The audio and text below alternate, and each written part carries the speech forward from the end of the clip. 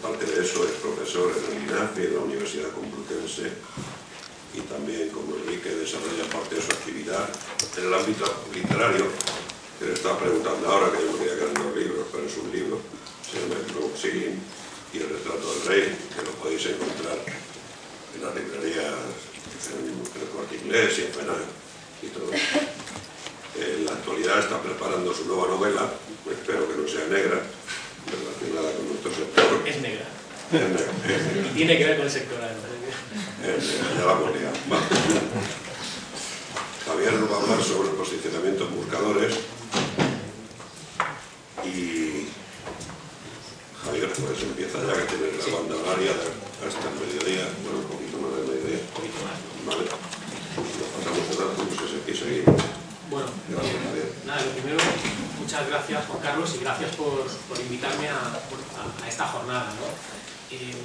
Yo vengo sustituyendo a Rodrigo Miranda, que era quien iba a estar, que habéis visto en el programa, ¿no? que iba a hablar de posicionamiento en buscadores, social media, bueno, algunos aspectos que he visto que también estaban cubiertos por otros ponentes.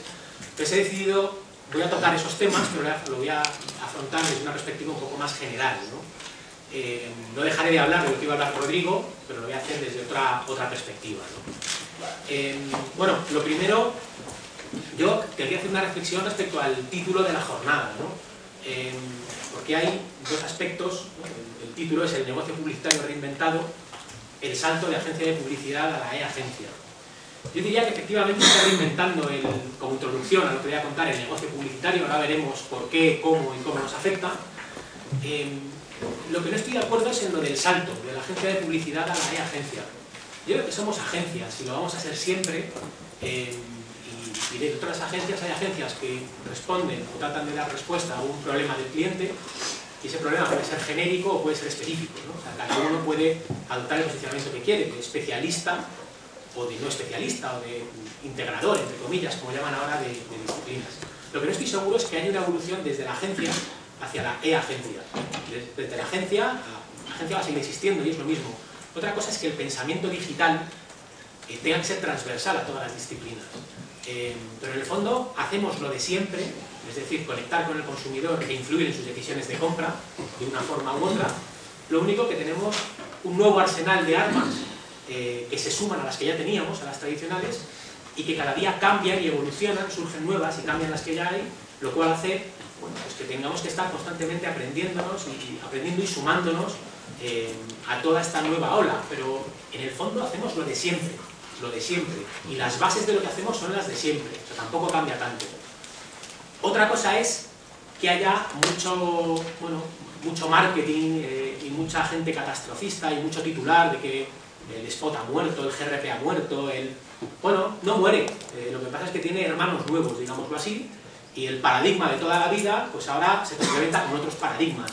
Es verdad que antes igual el 80% de la inversión estaba en un sitio y de una manera, pues ahora no va a ser el 80%, pues será menos y estará complementado con otras formas, otros enfoques, ¿no?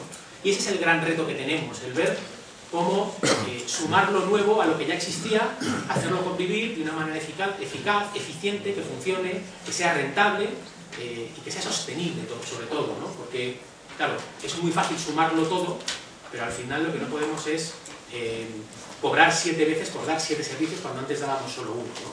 Entonces hay muchas reflexiones de las que vamos a hablar en la ponencia y que tienen mucho que ver con esta reflexión, ¿no? Básicamente voy a hablar de 3 cosas. Lo primero, ¿qué está pasando? Pasaré muy rápidamente para tratar de hacer un diagnóstico de la situación que nos lleva a este momento, lo cual creo que es fundamental para entender el momento y la situación, cómo nos afecta, y lo tercero, cómo afrontar el reto, ¿no? Respecto a qué está pasando, obviamente todos sabemos que estamos en una crisis económica, eso por un lado, pero está muy relacionado con un, obviamente, cambio de paradigma, que suena a una cosa muy grandilocuente. Bueno, en el fondo la manera de hacer las cosas cambia, evoluciona, se transforma, están las de antes y hay cosas nuevas, ¿no? Lo que sí que cambia es la filosofía que hay detrás en la manera de conectar e influir con el consumidor. Ahí sí que hay unas ciertas matizaciones o evoluciones que hay que tener en cuenta para saber integrar todas las nuevas armas dentro del arsenal, que cada vez es más amplio, de herramientas que tenemos para conectar e influir en las decisiones del consumidor, ¿no? Partimos de lo que se ha hecho hasta ahora, que muchos dicen que está en declive, y puede ser que es verdad, porque bueno, cada vez hay menos porcentaje del total de la inversión ahí, pero que no va a morir nunca ese paradigma, ¿no? Esa manera de contemplar las cosas. Es el paradigma de la repetición. Es un paradigma en el cual se basa, resumiéndolo todo, haciéndolo por reducción al absurdo mucho, es el paradigma del GRP, ¿no? Es decir, la publicidad se basa en una premisa, y es que si yo impacto muchas veces a mis consumidores, ese mensaje va a calar en la mente del consumidor y va a influir en él. Luego hablaremos de cómo tiene que ser ese mensaje, que también influye, ¿no? Pero básicamente es eso, es un paradigma que lo que trata es de alcanzar al mayor porcentaje de individuos de mi target, cobertura, un número razonable, o el mayor número es un número razonable, por lo menos, de veces, a través de diferentes medios, ¿no? O sea, se basa en asumir que si yo le repito el mismo mensaje en la cabeza, que le llega por muchos lugares diferentes, es más probable que el consumidor reciba ese mensaje, lo procese e influya en su comportamiento de compra, desde el punto de vista del contacto con el consumidor, ¿no? La clave del éxito, por lo tanto, es tener dinero, es decir, poder asegurar esos GRPs, la que contacto con mi consumidor un número de veces con un porcentaje suficientemente amplio de mi target. La credibilidad, es decir, que lo que yo le diga vaya a ser creíble, que sea relevante y sea creíble para él, con lo cual, ¿no? O sea, hay mucha ciencia detrás de esto, y los americanos nos enseñaron que hay que elegir un beneficio, una unique selling proposition, una única cosa, y soportarla muy bien, y hacerla creíble, obviamente. Y luego hay otra derivada que tiene que ver con la conexión emocional, ¿no? Con la creación de marcas, de tal manera que el consumidor, no solamente desde el plano racional, sino desde el plano emocional, conecte con esa marca, se identifique con ella, transmite determinados valores, etc. Este paradigma, que resumido muy rápido se basa en esas tres cosas, y con muchos matices obviamente, entra en declive o empieza a convivir con otros paradigmas que le comen terreno, digámoslo así, por muchas cosas. Cosas que son achacables al sistema y cosas que no son achacables al sistema, entre comillas. Por la indiferenciación, en primer lugar. Indiferenciación de la comunicación. Es decir, como todos tenemos el mismo, hemos aprendido, hemos bebido de las mismas fuentes, hemos aprendido de los mismos libros, todos tenemos una manera de comunicar muy similar, que viene marcada por los paradigmas definidos, sobre todo por los americanos, que fueron los que han extendido esta disciplina, bueno, americanos y de otras nacionalidades, ¿no? Si vemos un anuncio de toda la vida de dentífrico, de Signal, Colgate, etc., y quitamos el logo, todos nos van a parecer iguales. Es decir, el esquema de comunicar es muy parecido en todos, muy parecido. Si vemos spots de detergentes, todos lavan más blanco porque tienen partículas activas que destruyen cada uno a su manera, pero todos es lo mismo. Si quito el logo, todos son muy parecidos en sí. Y eso lo que hace es, lo primero, que la publicidad sea muy parecida entre sí, ¿no? Que se cree un paisaje lleno de árboles verdes, en el cual pues, es más difícil destacar, ¿no? Segundo, fragmentación y saturación. Cada vez hay más medios diferentes, más oportunidades diferentes de contactar con el consumidor con fines publicitarios, y además están cada vez más saturados, cada vez hay más marcas invirtiendo más en los medios convencionales, ¿no? Y hablo de un recorrido de los últimos años, no de estos últimos dos, sino de las últimas décadas. Esto lo que hace es que se complique más, hay más medios, más llenos, con gente comunicando con los mismos esquemas mentales, ¿no? con la misma estructura. Además pasa algo en estos últimos años, y es un cambio en las motivaciones. Hemos pasado a una época del consumista, entre comillas, una economía del bienestar, una economía desarrollada, con más gente con acceso a determinadas cosas que en el pasado eran privilegios. Todos vivimos bastante bien, aunque estemos en una crisis y estas cosas estén empezando a cambiar, lo cual hace que la mentalidad de la sociedad esté cambiando. Yo mi madre es funcionaria, y cuando yo terminé la carrera, mi madre me decía que no fuera publicitario como mi padre, que era una mala vida, que hiciera el favor de opositar, ¿no? Me decía que tenía que ser inspector de Hacienda o algo del estilo. Me dice, mira, te pagan bien, tienes trabajo hasta los 65, fenomenal. O sea, mi madre representa esa motivación, entre comillas, del pasado, de asegurarte un patrimonio económico, una seguridad, los ingresos, etc. Frente a ello, los jóvenes de hoy trabajan para disfrutar de la vida. sea, priman el equilibrio entre el ocio y el negocio. Tiempo para financiar su tiempo de ocio, al final, ¿no? Que es lo que les hace enriquecedor. Es decir, se pasa de una sociedad en la que prima el patrimonio económico a otra en la que prima el patrimonio vital. Vivir experiencias, irme a esquiar, irme de viaje con los amigos, eso, ¿no? Que es lo que mucha gente joven prima hasta la llegada de la crisis, que empiezan otra vez a verle las orejas al lobo, ¿no? De tal manera, todos aprendimos con una pirámide de Maslow, que no voy a explicar porque entiendo que todos conoceremos, y esto es así, o sea, hay una sucesión de necesidades con diferente jerarquía. El problema es que cuando hablamos de la importancia de esas necesidades, la pirámide se invierte, a mi modo de ver. Es decir, viviendo en una economía del bienestar como vivimos, las necesidades fisiológicas, salvo en determinados momentos de tu vida, y de seguridad, prácticamente están cubiertas. Se da por hecho que en esta sociedad están cubiertas. Las que están por cubrir son las de la capa superior, las de niveles superiores, ¿no? Necesidades sociales, de estima y de autorrealización, que son básicamente las que priman en el consumidor, ¿no? Y tiene mucho que ver con la comunicación. Ahora veremos cómo afecta en el nuevo paradigma. Cuarto, que tiene mucho que ver con lo anterior, con el punto anterior, la revolución digital. Es decir, todo está cambiando. Es decir, antes, para cambiar las cosas en el mundo, hacía falta un ejército que derrocara un gobierno y pudiera instaurar nuevas reglas. De hecho, Heráclito lo que dice es que todo fluye, nada permanece, ¿no? Y hubo un filósofo que pasó a la historia por decir, oye, las cosas cambian, básicamente, ¿no? Y decía también que el devenir está animado por el conflicto, es decir, las cosas cambian cuando hay un conflicto, ¿no? Ahora, para cambiar el mundo, no hace falta un ejército. Ahora, cualquier persona, los estudiantes de ingeniería informática en Stanford, crean Google y cambian las reglas de la conexión con las personas, ¿no? Y son un poco, a mi juicio, con Steve Jobs, si no descubro nada, los padres de este nuevo paradigma, ¿no? Es decir, esa democratización de los medios para cambiar el mundo, que tiene que ver con la aldea global, con la interconexión de las personas, hacen que las cosas cambien y que todos podamos hacer cosas en nuestro garaje que puedan cambiar el mundo. Y hay muchos intentos, obviamente, de que así sea. Y luego hay un quinto, que no podemos obviar, que es la crisis económica, que es el acelerador.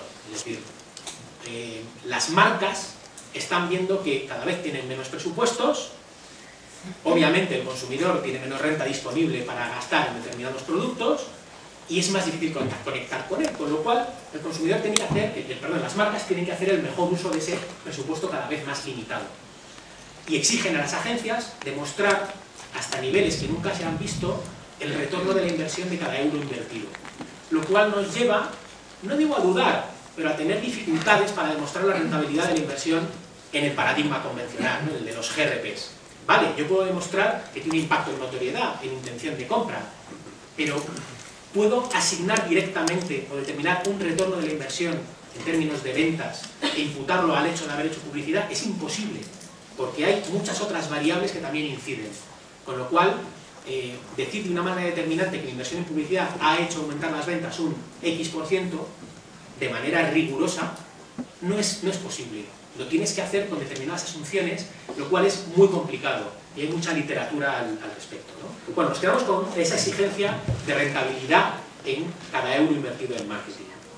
Como consecuencia de todo lo anterior, sobre todo de ese paradigma de GRPs, lo que pasa es que el consumidor ha desarrollado mecanismos mentales para que la publicidad, los mensajes comerciales enlatados que tratan de repetirles mensajes que ellos no eligen y que en muchos casos no son relevantes para ellos, le resbalen, le pasen inadvertido. De los más de 3.000 contactos que recibimos al día, ¿cuántos recordamos? Más que ver los índices de notoriedad que están publicados. Pues muy poquitos, muy poquitos. El consumidor, además, hay otra cosa, y es que le hemos dado el poder al darle el mando a distancia, hace zapping. Cada vez es mucho más difícil contactar con él porque existe una actitud del consumidor que trata de huir, rehuir o de defenderse de esa avalancha de mensajes comerciales que si tratáramos de decodificarlos todos nos volveríamos locos a lo largo del día. Y además los jóvenes tienen otros medios para huir. Hay otros canales, otras formas de entretenimiento donde la publicidad no interrumpe tanto, digámoslo así, ¿no? En otras palabras, hablábamos del tiempo de ocio y de negocio, y de la mayor importancia del patrimonio vital, del tiempo de ocio. Las marcas lo que hacen es consumir o adentrarse o irrumpir en el tiempo más preciado del consumidor, que es su tiempo de ocio.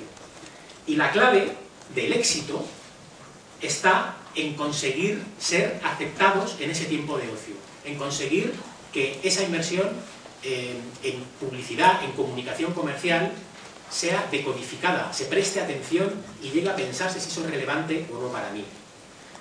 ¿Por qué? Porque además hay otra cosa, y es que la información que da la publicidad el consumidor, si quiere, lo puede encontrar cuando quiera, donde quiera, a través de otros medios. No como pasaba en el pasado, donde la publicidad sí que tenía una función de mayor importancia desde el punto de vista social o sociológico, ¿no? De esta manera, el nuevo paradigma tiene una premisa, que no es machacar muchas veces al consumidor, asumiendo que dándole muchas veces al final vamos a llegar a vencer esas resistencias que poco a poco se iban generando en el consumidor.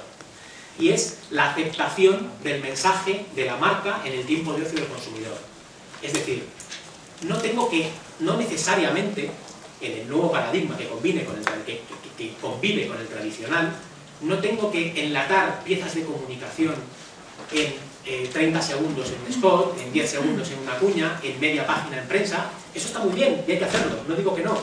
Pero además de eso, lo que hay que hacer es conseguir que el mensaje de las marcas sea aceptado por el consumidor.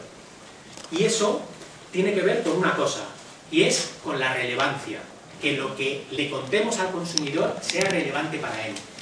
Pero hay una cosa que es inevitable, y es que si yo quiero hacer un spot de este agua, es muy probable que para muchos de ellos, o comunicación comercial de este agua, es muy probable que para muchas personas de este target, este agua, o lo que yo le voy a contar respecto a esta marca de agua, sea irrelevante. Lo cual nos lleva a otra derivada, y es que la relevancia tiene que ver con tres cosas: con utilizar la comunicación para ayudarle al consumidor a cubrir las necesidades no cubiertas que veíamos antes, ya sean sociales, de estima o de autorrealización. De ahí el auge de los medios sociales, y de ahí el auge también del valor de la información como elemento que ayuda a proyectar una imagen de ti mismo y sentirte más valorado o reconocido por tu entorno, ¿no? Y eso tiene mucho que ver con este cambio que afecta a las marcas y a la manera de comunicar, ¿no? Con lo cual, la nueva forma de comunicar tiene que ver con conectar con el consumidor en vez de interrumpir, tiene que ver con entretener al consumidor en vez de aburrirlo con un discurso comercial que no le interesa, tiene que ver con el diálogo respecto al monólogo, y para que se genere el diálogo tiene que generar interacción, tiene que haber una respuesta que es voluntaria por el otro lado, que yo no puedo forzar, y tiene que ver, obviamente, con seducir y no vender, ¿no? Vale, todo esto, de una manera teórica, filosófica, suena muy bien, suena muy bonito, pero ¿en qué se traduce en la vida real? Se traduce, como decía, en atraer e involucrar al consumidor con la comunicación, y se hace a través de tres cosas. Igual hay más, pero yo he encontrado tres, que son las cosas que hacen que el consumidor sea el que se acerque a la marca a consumir ese caramelo que le damos. Hay tres tipos de caramelos. Uno, el contenido, los contenidos de ocio o entretenimiento. Dos, las experiencias, el hacerle vivir nuevas experiencias.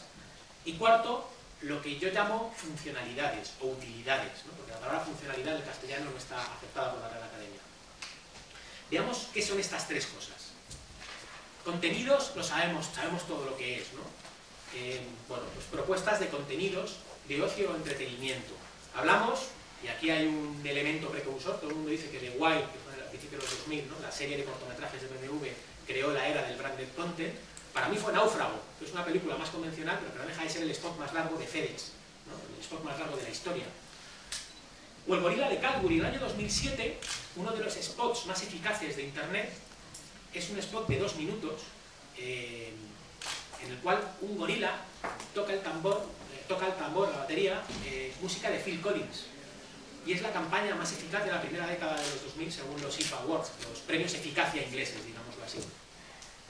Ahí no hablan del producto, ahí sacan a un gorila tocando el tambor, lo pusieron en internet como un viral, lo vieron varias decenas de millones de personas en el mundo, no solamente en Inglaterra, y como funcionó tanto lo llevaron a la tele y se convirtió en un auténtico boom que generó un montón de ventas. No hablan del producto, no dicen que está más rico, no dicen que el Daily Milk, el Colacao de Cadbury, no hablan nada del producto, simplemente mola, es entretenido, me genera buen rollo. Y en vez de coger otras marcas, pues cojo este por lo que sea. No hemos vendido, no hay USP, no hay Reason Why, o el USP es molo, te doy cosas que te gustan. No sé, se puede ver de esa manera, pero es Es un enfoque completamente diferente, ¿no? Vamos a poner un ejemplo de contenidos, de una campaña que hicimos nosotros. El reto era comunicar a los empresarios que existen ventajas para contratar a personas con discapacidad en España, ¿no? Ese es el briefing, básicamente. Hace una campaña para decir, es una campaña con poco dinero. Claro, entonces nosotros, y conciencia a la sociedad también respecto a este mensaje. El presupuesto era bastante limitado. Y claro, ir a un empresario a decirle, oye, existen ventajas para contratar a discapacitados, nuestra investigación reveló que era un mensaje irrelevante para ellos. Ya saben que hay desgravaciones por contratar a personas con discapacidad. Lo saben, son conscientes y aún así no contratan a personas con discapacidad. Y después de investigar llegamos a una conclusión, y es que, aun siendo conscientes de que existen esos beneficios fiscales de contratar a personas con discapacidad, no los contratan por una cosa que no dicen en las investigaciones. Es una cosa muy, muy graciosa, y es que el resultado de la investigación es que no te dicen el porqué. Y es porque no se creen que las personas con discapacidad puedan hacer determinado tipo de trabajos. Es tan duro como eso. Y tienen, bueno, no se atreven a decirlo en una investigación. Entonces lo que hicimos fue una campaña que consistió en demostrarles que las personas con discapacidad pueden hacer trabajos igual que cualquier otra persona sin discapacidad, ¿no? Obviamente determinado tipo de trabajos. Y lo que hicimos fue lo siguiente. Espero que se escuche bien.